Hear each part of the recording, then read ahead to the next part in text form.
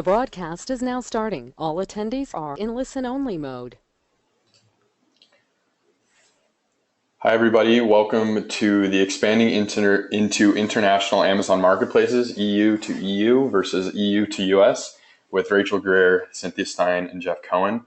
Today is day one of a two-part webinar that we're doing. So today we're going to focus on EU to EU, and tomorrow will be EU to US. My name is Corey Checketts. I work at Seller Labs. I do marketing. Jeff will not be available to attend the webinar today, but Cynthia and Rachel are available to present and answer your questions at the end.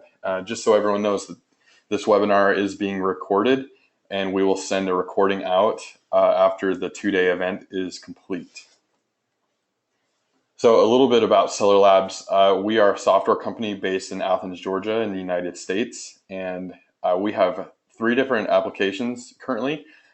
Feedback Genius is probably one that most people are familiar with. It automates messages to generate product reviews and seller feedback. We have support in 8 different Amazon marketplaces. We have a variety of features that'll help you review, monitor your product reviews, and you can send custom messages and receive all sorts of great notifications about positive and negative feedback. Snapshot is a tool that a lot of sellers use to increase conversions and generate product reviews. As well, it's a great platform to promote new products and to launch new products that you have, and it's compliant with Amazon's terms of service. And Scope is soon to be released. It's our Amazon product research tool. It helps you understand what your competition's selling. It helps you understand the fees associated with selling and sourcing a product, as well as knowing the best price and doing keyword research as well. The presenters today are Rachel Greer and Cynthia Stine, and Rachel has more than 7 years of Amazon experience. She worked at Amazon where she managed audits, product testing, and inspections. She founded CASCADIA'S Seller Solutions in 2015. She and her team help consult small to medium-sized businesses who need help protecting and building their brands on Amazon. And Cynthia is an entrepreneur with more than 25 years of experience, either selling, consulting companies, launching products and different services, as well as helping sellers and companies survive crisis situations. She's a best-selling author of suspension prevention, and she also blogs about all things at her website, onlinesalesstepbystep.com. And without further ado, I'm going to turn the time over to Cynthia. Okay, thank you, Corey. Basically, what I'm going to talk about today is how to stay out of trouble with Amazon when selling in the new markets. So we have a lot of clients that are based in Europe, and we've seen them get in trouble when they step out of their own marketplace. And so this is kind of where my focus is going to be, because my focus is suspension prevention. So I want to help sellers avoid getting suspended in the first place and help them understand how Amazon looks at their business so they can avoid just making some mistakes, right? And so that's what I want to talk about today. If you could move the slide there, Corey. Okay. So what I wanted to talk about in terms of suspension, I wanted to let you know that the U.S. is ahead of the EU in terms of the algorithm and suspensions. So things that are happening in the U.S. today to my sellers will be happening overseas, in a few months. So they basically kind of roll. This is our experience. Rachel could probably tell you more about what they actually do, but our experience from having lived through this is that they come and they roll things out in the U.S. and then later they go and roll them out in the other countries as well. And so when I talk about things that I see or problems that we're having, some of them in the U.S. right now, you can be assured that they're coming your way. Okay, so they may not be stopping people for doing some of this stuff now, but they will be. And what happened basically last spring was there was a major change to the algorithm to improve product quality on the U.S. platform. So what they were trying to do And they've done it successfully. So what they were doing was basically trying to get products off the platform that were less than perfect. Maybe they were ugly, dirty, scratched. They, there may have been a lot of reasons why they were not the perfect product that Amazon likes to sell. And so all of a sudden, a bunch of sellers were getting suspended for things that they've never been held accountable for before. And they were shocked, okay, because there was no warning. Amazon didn't send out an email saying, hey, guess what, guys, you've got about a month to clean up your act because we're going to put out this algorithm change and here's what it means. And there's no humans involved. And I say that because the information gathering is all done by algorithm, or I like robots because you can visualize a robot. And so this information is all based on the algorithm. Oops, not yet. It's all based on the algorithm, and then the information is then brought to someone who works in seller performance, and then they send you an email, and they say, you know what, here's the ASINs that are examples of what we're talking about. That's what they do when they suspend them. So the people involved only become involved when it's time to send you the email, and they're not looking at your account at that time. Like, they're not sitting there doing an analysis of your account. They are basically saying, oh, this is the data that's been brought to me. I'm going to paste it into this email. I'm going to send it to you. So the only time somebody actually really looks at your situation is when you respond to the suspension notice. So that's why I say, this is all kind of being done by robots, and, no humans involved, because there isn't anyone who pays attention until after you send in your plan of action. And this is how suspensions work over there as well. Like, no one's going to look at it until you turn in your plan. There's no metrics for product quality. So we all know what our dashboard looks like in Seller Central, the green, the hundreds. There are no metrics. There's no dashboard for product quality. So people were genuinely surprised, and they had no clue that they were in trouble until they were suspended. So part of what I try to do is to help sellers understand what Amazon is looking at and where they're getting these crazy ideas about product quality inside their accounts, because this change on Amazon's part is not your fault. As a seller, you are responsible. So, now it's been a year since that major tweak, and I tell you, they probably tweak that algorithm a little bit every week.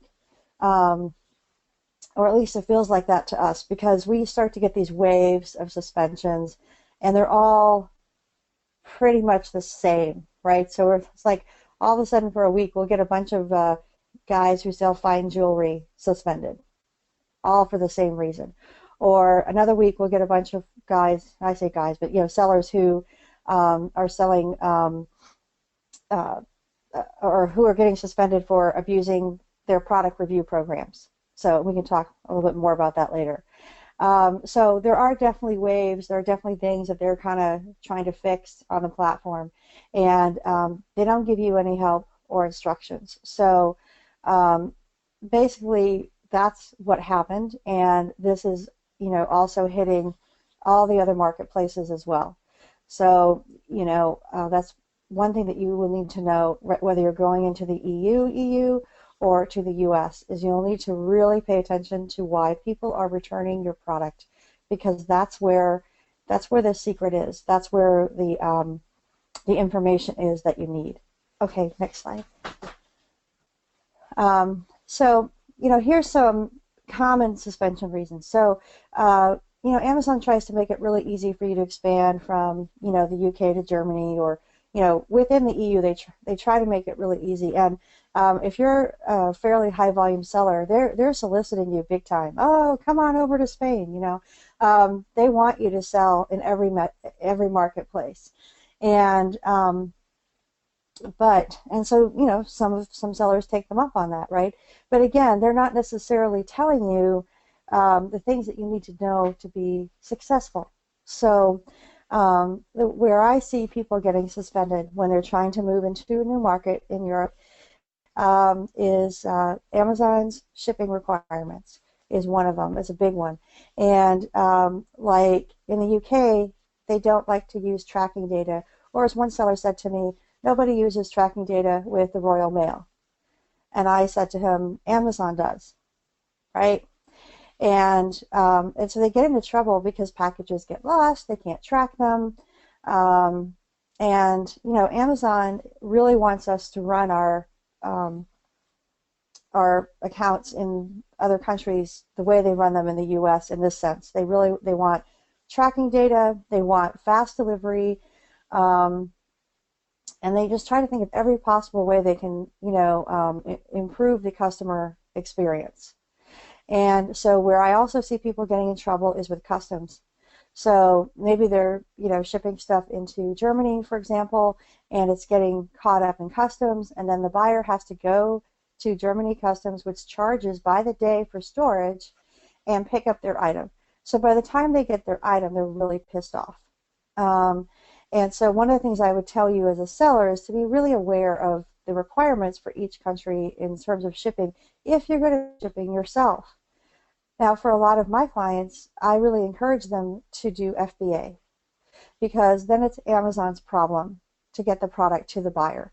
But if you're going to fulfill yourself, that is one thing you cannot screw up because, you know, if that country requires that you have a customs form that goes with the package, you better make sure you have that customs form with the package. I can't tell you how many sellers I've seen who don't do that. So really understand each country's requirements for, you know, bringing product into the country. The other thing you have to be aware of are products that are forbidden in the new market. So every country in the EU has certain regulations they all follow, right? And then they each have their own quirks and eccentricities. And I mean, just like your power plug will be different in each country pretty much, you can count on lots of other things being different in each country. So you can't just automatically say, oh, this is a great product selling here in the UK, let's sell it in Germany. And so the first thing I would do is if you're, and I know Rachel's going to touch on this more, but if you're going to sell a product into a new market, make sure you're allowed to. If it's an electrical product, there's going to be a lot of regulations around it. If it's a food product, lots of regulations around it.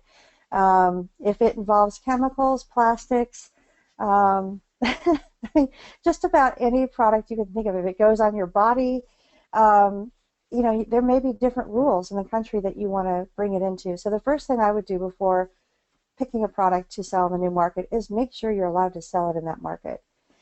Another place that sellers get in trouble is with inauthentic goods.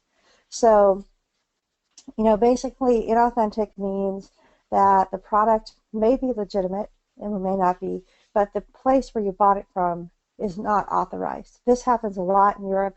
You may buy a product in Spain to resell in Italy, and they will consider that inauthentic because the version that was made for Spain is not allowed to be sold in Italy. So that's called the gray market, basically, and Amazon is really clamping down on the gray market both in the US and overseas. And so that's another thing, is just be aware that you'll need to provide proof of your product all the way back to the manufacturer and that it is legitimate to sell it, again, in this country that you're going into. So it's not that it's a fake product, it's just that you may not have permission to sell it in that country. And of course, there's a lot of legal implications, trademarks, copyrights, IP patents, and so that's, you know, another thing. And again, I know Rachel's going to talk about it more, but this is another area where sellers can get in trouble is by trampling over somebody's intellectual property when they move into a new market. And again, if you're buying it from an authentic source and you have the right to sell it in that market, you're not usually going to have legal problems. So just keep that in mind. Different standards of customer service. So Amazon itself is probably the world's leading expert on customer service. And they do a very good job of it. That's why people love Amazon. And they hold us to the same standards. And so if you're going to be going into a new market and you're going to be dealing with buyers there, you need to make sure your customer service scripts are translated into the language that you're selling in. I can't tell you how many times I've seen where people don't bother to do that. And then they get unhappy buyers because, you know, they don't know what they're getting, right? They're expected to know English. And, you know, there are some countries they find that very offensive. So that's the other thing too, is make sure you have some good customer service scripts, very friendly, and that they're translated into the language that you're selling in. You know, another reason why sellers get in trouble when they move into a new market is they don't understand their buyer. I had a client who was selling spiky dog collars in the UK, and I mean, these are the kind that hurt the dog. It's not a decorative thing. This is like it pokes spikes into the dog. And it's illegal in the UK. And they have more vegans per square foot in the UK than anywhere else in the world. They are not going to allow products that are cruel to animals on their platform. I mean, it just takes a moment of thought to realize that. But if you don't know that, if you're not at all aware of where you're moving into, you can make that kind of mistake, which my client did. And they had so many restricted products that they uploaded to the UK platform that they were suspended. So you really be aware of who your buyer is in that marketplace and what they want to buy. Don't just upload somebody's catalog. Okay, that's just a bad idea. Manipulation of the platform. This is again where the seller will maybe do product review programs or something like that in the new marketplace, and they won't really understand the rules.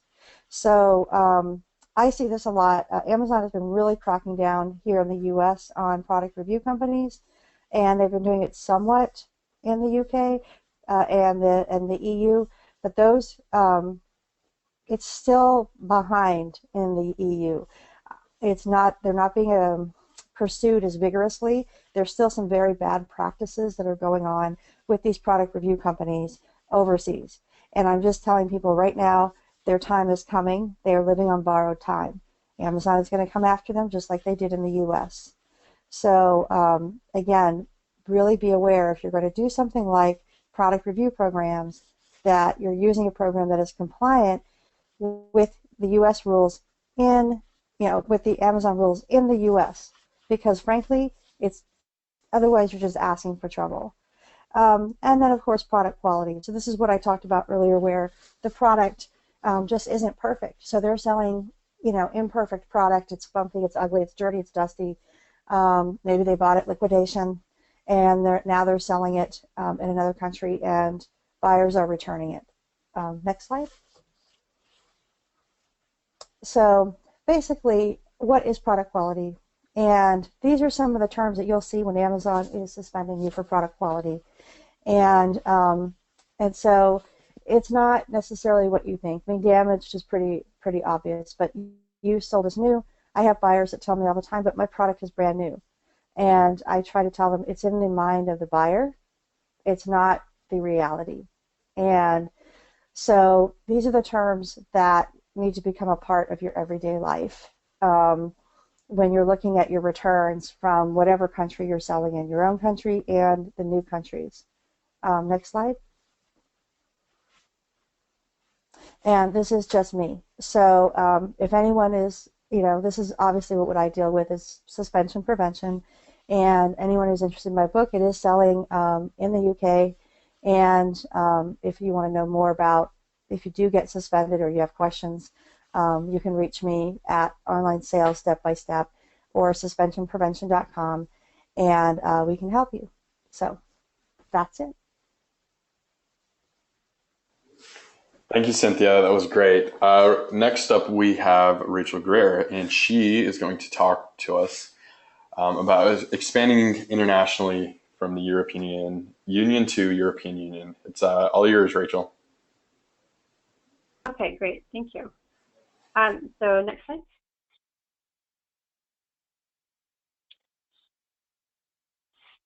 So who exactly are we, and why do we have any authority to speak on the subject? I worked as a law enforcement liaison for Amazon DE from 2007 to 2010. So I'm pretty familiar with the European marketplace and the rules that govern it. And law enforcement liaison role was in the TRMS department, which is the same team that houses buyer fraud, seller performance. After that, I managed recalls and safety for North America, then managed Amazon Basics, which is Amazon's global brand from 2012 to 2014. managed the compliance for that, and I managed global imports and was responsible for the relaunch of Amazon's EU imports program in 2014 until I left in 2015. Our firm is made up entirely of former Amazonians. Jennifer managed trade compliance. Trade compliance is the logistical piece of moving something from one place to another, so the compliance of the shipment, making sure the proper customs paperwork, the proper weights, the proper shipping, bill of lading, all the paperwork. And then you can see what the rest of the group was experienced with at Amazon. And the basic premise of our firm and what we do is that as former Amazonians who worked on Amazon Basics and other Amazon brands, that we understand what it takes to build and grow a brand on Amazon and in global markets. Okay, so what I want to talk about today are the most common pitfalls that sellers run into. We are primarily focused on brand owners. So if you're reselling, the main concern is if you are also importing, regulatory compliance is applicable if you're importing, but for the most part, this is primarily applicable to brand owners. The 5 most common pitfalls we see are not clearly spelling out your supplier agreement and purchase order, not clearly defining your brand identity and sourcing on that identity. I'm not going to talk very much about that one on this presentation, but basically what that means is defining whether you want to build a high quality product or a middle of the line product, or whether you're just trying to sell based on cost. You need to find the right factory to fit that. Not evaluating the total profitability. So you need to calculate in the duties and freight, returns volume, packaging costs, compliance costs. Not checking for regulatory compliance, and not checking for quality control and quality assurance. So when I'm talking about supplier agreements, I'm specifically referring to the contract that you have with your supplier. And I don't suggest making it terribly long, maybe 2 to 3 pages at most, but spell out exactly who is paying you and who is producing the goods for you. Those are usually 2 different things. So who you pay versus who's actually, which factory it is that's actually producing it. Try to make sure that the invoice is in Amazon's format, so the requirements for invoices for product quality. We find that PL sellers often have difficulty with getting Chinese invoices accepted without some sort of customs documentation as well. But the other thing that needs to be clarified are the payment terms for samples, for tooling costs. We find that costs can start increasing significantly if you don't tell someone up front that they're going to the EU. And you tell them, oh yeah, so this product is being sold in the EU, and they're like, but wait, I've got to now source EU compliant packaging. That's going to cost you twice as much. So that can be a rather unpleasant surprise. So as far as the Code of Business Conduct and infringement, the issue there is that the difference between each marketplace is every country gets to set their own laws, right? So sorry for any background noise anyone's hearing. So in terms of setting the expectations for you as a company going into that country, you need to know how infringement laws are enforced. How is intellectual property enforced? How do you sign up for a trademark? How do you sign up for a copyright? Can you protect your patent? In the US, at least, it's really simple for how you protect your intellectual property, but you have to register it. Same things for Europe. Just because you're registered in one place doesn't mean you're automatically covered in another. I know that sounds somewhat of a simplistic thing to say, but it does seem to be a surprise for some people. Okay, so purchase orders. Next slide. So this is where it's really important to define exactly what you're purchasing and exactly where it's going to and what your expectations are. Include the product testing protocol that you expect it to meet, include your inspection checklist, whether you want to have exclusive rights or whatever you've agreed on with that supplier, and your expectations for packaging. Packaging is a lot more important than a lot of people realize. Cynthia was talking about the issue of used sold as new and inauthentic being a buyer perception issue. And for private label sellers, that's almost entirely because they're relying on the Chinese seller's packaging, which is usually pretty much garbage. If a nice item arrives inside of a really damaged, smashed up box or inside of a cheap poly bag, the customer is not going to have a good experience. It's very important to make sure that your packaging is solid. Okay. Next. So your total landed cost is comprised of multiple different pieces. So your duties, make sure you work with someone who actually understands customs in wherever you're importing into. So depending on which country you're importing into, you may have different expectations. Obviously, importing into the EU is one thing, but what we've found when importing into the EU when I was at Amazon is that importing into different countries had different results. Depending on where you were going, regulations were enforced more or less heavily. Make sure that you're calculating your freight costs.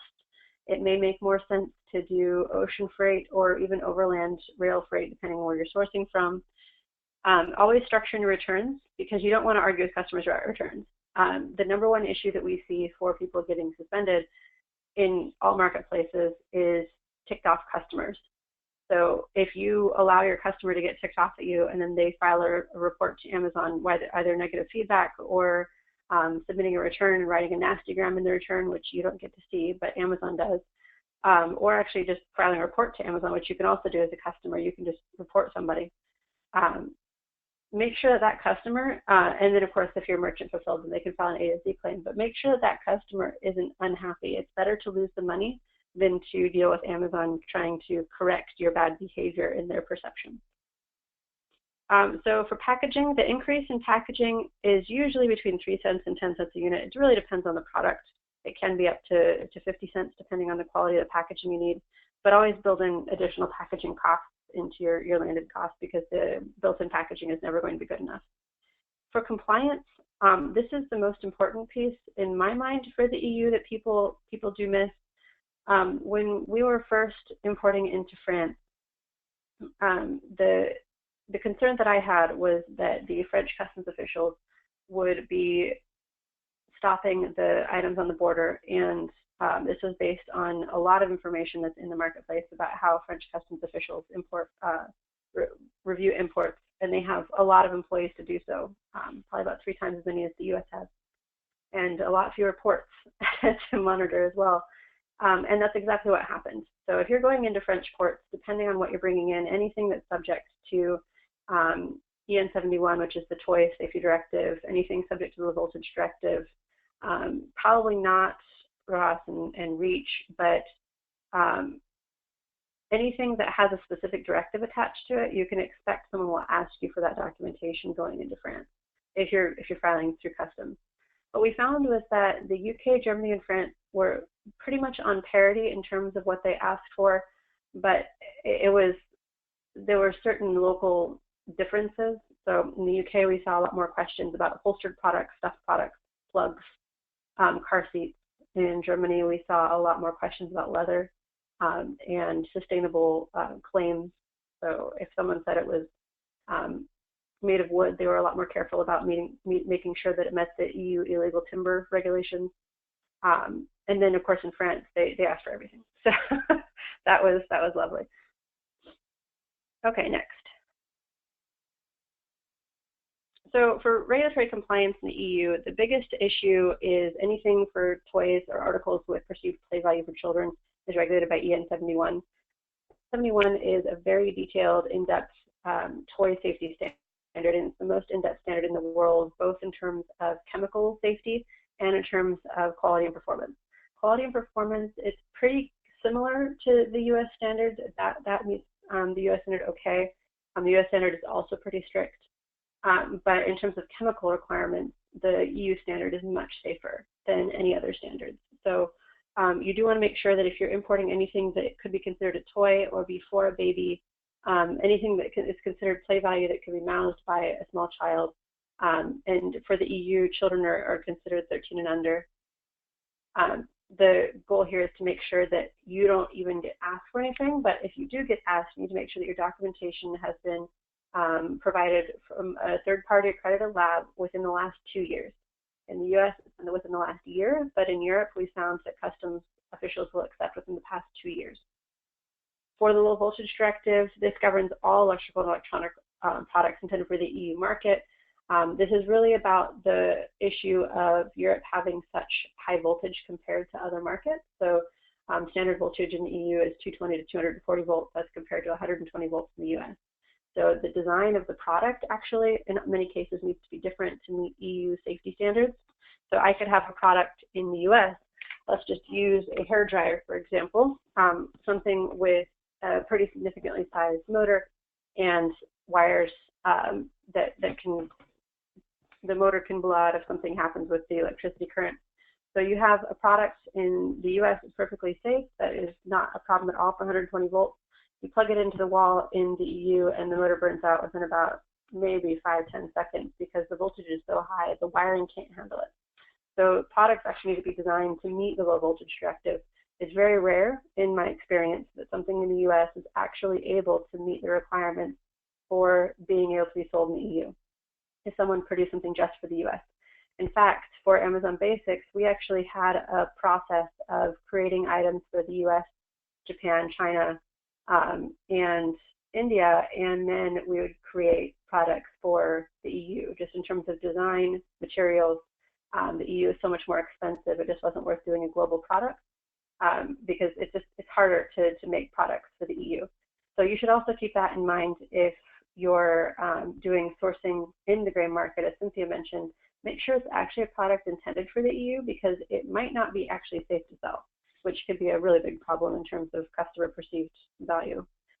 ROS and REACH are chemicals requirements. ROS applies to components in electrical circuitry, so you'll often see Alibaba suppliers with something as ROS compliant. That may or may not be true, but they'll say that, and it's a requirement for basically not poisoning the water table in local areas. So you want to make sure that you're using compliant products so that someone doesn't toss it out and then it leaks into the water table and then poisons the land and water. So that's really what ROS is about. And then REACH is I believe it's over 170 chemicals now. It's quite a lot, but it's a regulation that says that if you're going to import any one of these substances of very high concern, SPHCs, into the EU, then you need to either register as an importer of this chemical and pay the fine for importing something that's of very high concern, or you shouldn't be importing it. It's obviously much easier to just not import it. Registering is not a fun process. Working with EU regulators isn't a fun process. It's a very slow-going process, so just not doing it is the best process. But again, this comes back to the same issue at EN71. Europe has much stricter chemical regulations than pretty much anywhere else in the world except China on paper. And the concern, of course, is you need to be able to meet those if you're importing. Otherwise, if someone investigates you, if a regulator investigates you, which is somewhat rare, but it can happen if you've already got something stuck at the port and they start asking you more questions, the burden of proof is on you, actually. They don't have to prove that it's unsafe. You have to prove that it's safe. So having the test report is just a lot easier than not.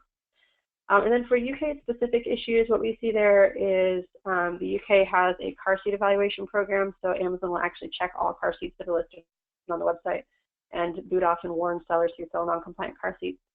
Obviously, plugs are an issue. Same thing there. There's a program to evaluate plugs that aren't intended for the UK and then warn and boot off sellers who do it enough. Supplements, the laws in the US and the UK are very different. Most supplements in the US that wouldn't be regulated by the FDA are in fact regulated in the UK. And then the UK has different regulations than each of the other countries. Supplements are one of the worst categories to be in terms of actually being compliant. And then the UK also has a very unique law about anything that's stuffed and upholstered, primarily couches, pillows, baby cribs, strollers, anything where there is something where someone sleeps or sits where there's a fuel load. And their expectation is that that product is safe from both a smoldering cigarette and from an open flame, which is the most difficult flammability standard to meet. Most flammability standards in the world are either smoldering cigarette or open flame, not both. So there's a lot of products that are actually compliant just for the UK marketplace and nowhere else. Obviously, it's more compliant because you can sell it anywhere else in the world, but there are products that are just intended for the UK and then products that are intended for the EU. So just because a product is sold in Germany and it's a pillow or a stuffed item or a mattress or a comforter does not actually mean it's compliant to sell in the UK. The UK has very strict standards on this, and they do enforce it. They have regulatory enforcers just for this particular law. Okay, next. So quality control are your inspections, and the inspections are typically 309 a man day in China, and we do highly recommend getting inspections. As Cynthia mentioned, customer perception is everything when it comes to product quality, not actual product quality. So if you have smudges and scratches on the product itself and the customer opens it and there's smudges and scratches, or a grease stain if it's some sort of tool or home improvement product, or it's got a dirt smudge on it, or in some way the colors don't match, say they have a different dial on the front or the back of the shirt, you're going to have a problem with your customer perception, and that's something that you obviously do not want to have. It's a lot cheaper to pay for an inspection and get the information and fix it with the factory in China than it is to sell it at the point of destination, have Amazon ask you about it, and then pay Cynthia or I to help you work through that. We're a lot more expensive than an inspection. So the prevention is worth a pound of cure adage is pretty accurate here. The other thing I want to mention on inspections is make sure you understand what you're actually asking for and ask for help if you need it. But AQLs are not percentages, they're a statistical likelihood. So if you have an AQL of 2.5 and 4.0 for major or minor issues, and zero critical, of course, that doesn't mean 2.5 or 4.5%. That means that 97.5% of the time, this situation will happen, which is different than 97.5% of your products. So in any given batch, you could have up to a 6 to 12% defect rate for major and minor combined. Doesn't mean that it's a total of 2.5 or 4%. So what I recommend for Amazon is actually 0.65 and 1.0, which actually equals out to around 2 to 3% defect rate. And by defects, I mean all defects, because Amazon customers are so picky. If you have smudges or scratches, which are normally a minor issue, they'll complain. So it's important to make sure that you set your checklist appropriately and that you do the inspection work for Amazon specifically, not just what's standard in the industry. Okay, next.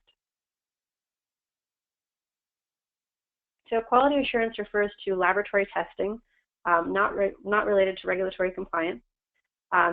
The General Product Safety Directive outlines the specific requirements to be safe. So in some cases, there are not directives about a specific product, or there are many directives in the EU. There may not be specific directives about a particular product, but the GPSD says that if you're the importer, you need to make sure that the item is safe, which means that you may still be held responsible if something isn't safe if there is a voluntary standard. So do your due diligence, make sure you understand what you're bringing in before you bring it in. If the product safety team at Amazon gets a customer complaint that says the product is unsafe, they will ask you for your documentation. If you have none, then you don't get your ASIN back. It's that simple. Product safety usually doesn't take down accounts, but they will definitely take down ASINs, and they're very strict about what they expect to get from you in terms of proof of compliance. For quality, there are multiple independent trade association standards out there, but of course it's an association full of many different companies, many different people, and they're going to go to the lowest common denominator. If you're just producing a standard middle-of-the-line product, that's probably fine. If you're producing something that you're going to charge a little more than average for, you want to make sure that your product actually exceeds those quality standards so you can get good reviews. Okay. So what does this mean on Amazon? First, if you don't do your due diligence, you're going to get a higher volume of returns. This increases your costs and can impact customers if a returned item goes back out to that customer.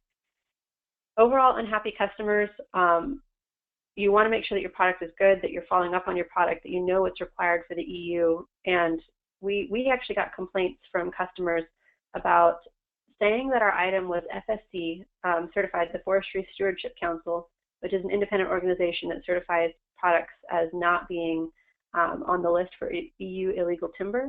And customers are looking for this. So if you're going to import wooden products into the EU, I highly suggest understanding what the FSC is about and making sure that your products are FSC compliant. The same thing with packaging. If you are sourcing your own product and putting your own packaging on it, source FSC compliant corrugate, because customers in Europe, especially in Germany, actually contact customer service to ask about FSC compliant goods. Poor packaging results in damaged product customer complaints. You don't want useful those new issues. If you're sourcing FSC compliant corrugate, you're probably going to be fine. You can probably throw that thing against the wall and it's not going to hurt the product inside. Make sure your product is branded And this also really helps for import and customs, as unbranded products often can be seen as potentially counterfeit, and there are customs holds on those until you prove that it's actually yours.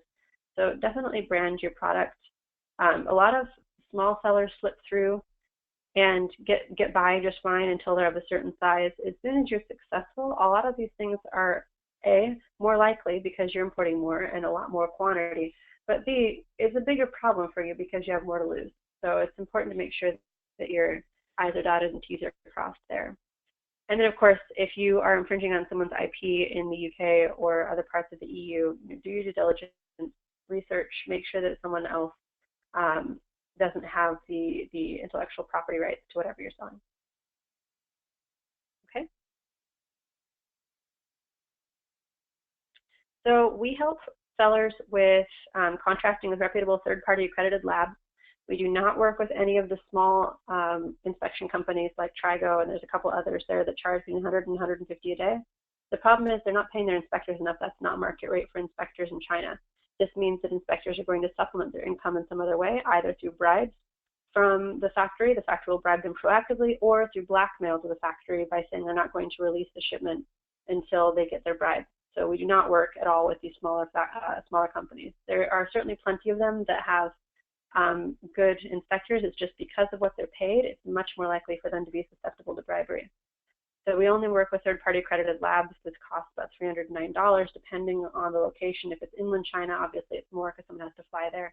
And then of course Europe and US sourced products are more expensive.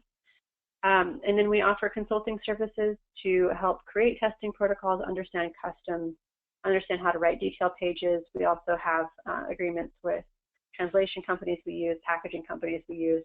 But basically what we do is try to help our sellers build a product that is compliant to EU standards, compliant to Amazon expectations, and basically doing the whole process the same way that we did it when we were doing Amazon Basics, which is actually quite successful in the EU.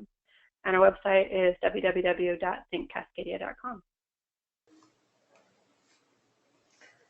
Awesome. Thank you so much, Rachel. That was a lot of great information. I learned a lot. I'm sure our audience learned just as much.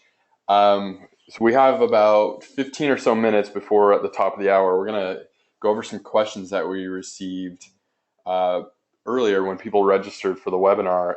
So the first question that I have for you, Rachel, is from Andreas, and he wants to know about requirements on labeling of children's clothing.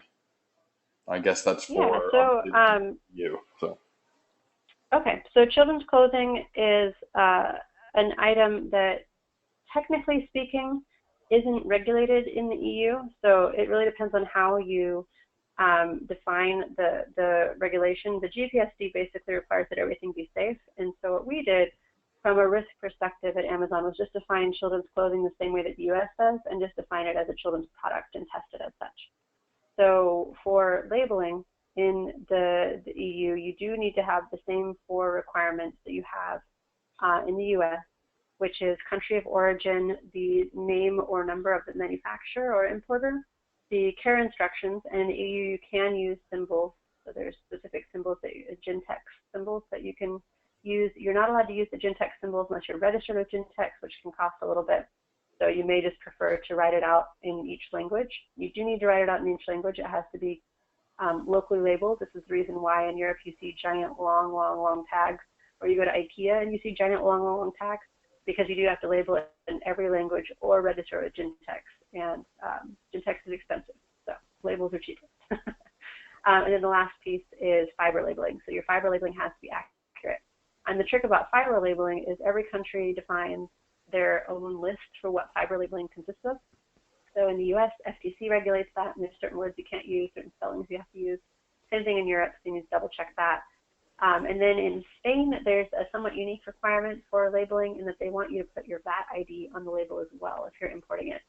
And what I also recommend for children's products in general is a best practice from the US, which is to put a tracking label on the label as well, or somewhere else on the garment, so that if the neck label is taken off, then at least the tracking label will remain like somewhere on the side seam But a tracking label is basically a label that allows you to trace that product back directly to the factory that made it during the time period that it was made. And this really helps for any sort of customer inquiries if there was some sort of failure or someone investigated your product and found the button failed for lead, or especially for infant clothing. Infant clothing is actually treated as a toy. So shoes, infant shoes need to be tested as toys. Any sort of decals or attachments have to be tested to the toy standard to make sure that they're safe. So making sure that you have a tracking label on there helps you to follow up and follow up with the factory and get the information to your customers so that they know which tracking labels are affected. You don't want, if you're doing this for a long time, if you're selling for 6-7 years, for example, the last thing you want to do is have to recall every single thing you ever sold. It's much easier to do by a lot and then only recall a lot that was a problem. So that's the basic requirement plus recommendations for children's product labeling. Okay, awesome. Thank you. That was a very thorough answer. We appreciate that. Next question I have is from Amy, and this one goes to Cynthia, and her question is, do you know of any recommended services for translating listings? Sure, and I bet Rachel does too. I work with a Corby, A-K-O-R-B-I, and they're worldwide. They translate all over the world, and I find they do a highly accurate job. And what's nice is if they've already translated a word or a phrase for you once, they don't keep charging you for it. So if you use a similar, let's say you use a phrase, in all of your shampoo products or something, and it's the same one, you're not paying the translator to translate that phrase over and over and over again. You're only paying them for translating the new stuff. So they keep a library of everything they've ever translated for you, and you only get charged once. So I've used them for many years, even before I was selling on Amazon. Oh, and can you give that URL again? A Corby, A-K-O-R-B-I .com. Awesome, thank you. So this next question we got was from Latif. I don't know if I'm saying that right. I hope I am. Sorry if I butchered your name. But the question, and this is for either of you if you can answer, is there a report in business reports which gives the returns information? Yes, I guess I'll take that one. There's actually several reports. So the first report that you look at is the imperfect orders report. And you'll find that on the page with your dashboard. It's below the perfect orders. So it's on the lower right-hand side. It's a hard report to find. But the imperfect orders report tells you where there's been returns or other problems with an ASIN. I usually sort it by ASIN and look at any ASINs that are kind of gathering problems to see if it's something I can fix. And then there are specific returns reports in Seller Central as well, under reports. And so if you're merchant fulfilling, there'll be a merchant fulfilled report for returns. And if you're FBA, it'll be under FBA, and there'll be an FBA report. So some of my clients who do both have both kinds of reports. And again, what I usually do is I'll sort it by ASIN. I'll look for the ones where I've got 3 or more in the past 60 days of returns, and just look and see what kind of returns they are. So there's normal returns, change my mind, doesn't match my couch, doesn't fit, whatever. Those are normal retail returns. And then there's the ones I call the negative returns. And those are the ones that are generally product quality reasons, or they're, some other really negative reason that Amazon might choose to suspend your listing or your account for. So it's those that I showed you earlier, used sold as new, not as described, not as advertised. All those negative reasons, those are the ones we pay really close attention to, because Amazon does not look at them as a percentage of sales. They look at defective as a percentage of sales overall, but they don't look at these product quality as a percentage of sales. They look at them as absolute values. So you may be selling, 1,000 of these a month, and maybe you've got, 3 or 4 returns for, inauthentic or counterfeit or used, sold as new, and they'll shut down your listing because it's a problem that they see that needs to be addressed right now. They're not looking at it as a percentage. They're looking at it as you only get so many of these types of returns before we shut you down. And we really wish they would tell us exactly how many of those we get. That's part of the secret algorithm black box. But we are very conservative with our clients, and we tell them if you have 3 or more negative returns on an ASIN in 60 days, you should really investigate and see if you can fix the problem. You might even need to shut down sales on that ASIN until you've figured it out and can fix the problem. Okay, thank you so much. Cynthia, just to piggyback on that, the biggest issue that I see with this is that they really built this based on the Amazon's and-on-cord process. So the and-on-cord process is used, it's based on the Toyota concept of if a worker on the line sees a problem, anyone's allowed to pull the and-on-cord and stop all of production until the issue is corrected. The idea originally is for a customer service rep who gets a customer complaint. If they see a problem, they can immediately pull the and-on-cord on the product, stop selling it, take it down until the issue is fixed. So what that meant for the retail team is that if a customer called into customer service and said, I ordered a 2-pack, but what I got was a single, I don't understand what's going on, then the customer service rep was authorized to pull the and-on-cord. In the cases of not as described, which is what I just described there, with where it says 2-pack on the listing, but they only got 1 item, that's considered a not as described issue. They would take down the listing the first time that happened. Same thing with sales on safety issues. So if a customer called in and said, this was a really big problem for me, my son used it and he's 3 and he fell because it made him trip or something, like some sort of safety issue, then customer service is trained to immediately shut down that product until it can be investigated. This also happens with packaging issues, but packaging issues are less common. So with packaging issues, you'd probably have 3 or 4 issues before something gets shut down. So packaging, and what I mean by that is if a customer complains, this arrived shattered in the box, or this arrived in 2 pieces, or when I opened it, it was smashed in on one side. Many different ways that packaging was insufficient for the product. We see this the most often with breakable items. Breakable items constantly were getting shut down with and-on-cords. So the concern that I have with this whole process is not that it's not good, because it is. It is good to use your customers' feedback and to improve your product. The problem that I see with it is that FBA sellers don't get the return reasons. They don't get those notes from the buyer. So if you're a merchant fulfilled seller, you get those notes, and the buyer is telling you, yeah, this thing was a piece of crap, I'm never buying it again, and I hate you. They're really specific, and you can tell exactly what's going on. Or they might say something like, just okay, didn't like it. But you get exactly what the customer was saying, and you know what their issue was. The FBA report only gives you the disposition code. It doesn't give you those notes from the buyer.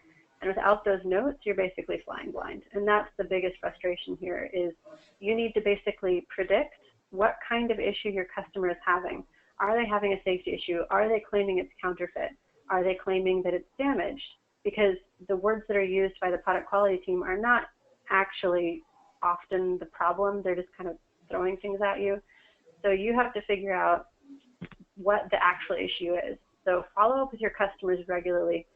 Track all the feedback you get in your seller feedback and your product feedback any way that you can to figure out what the issue might be, whether it's because it's a packaging damage situation, and so then 3 or 4 items have occurred, and so they've now decided that you're selling used, sold as new items. That's their only way of describing that. Or is it a safety or a counterfeit issue, in which case you only need to get one of those, and it doesn't necessarily have to be in the not as described reason code. We've seen it happen in defective and damaged as well. And you only get one of those before they take it down. So that's one of the more frustrating aspects about working with Amazon right now. That I have complained multiple times, so we'll see if anything actually happens. But if you want reason codes, this is something to write in and ask about. Ask seller support for reason codes.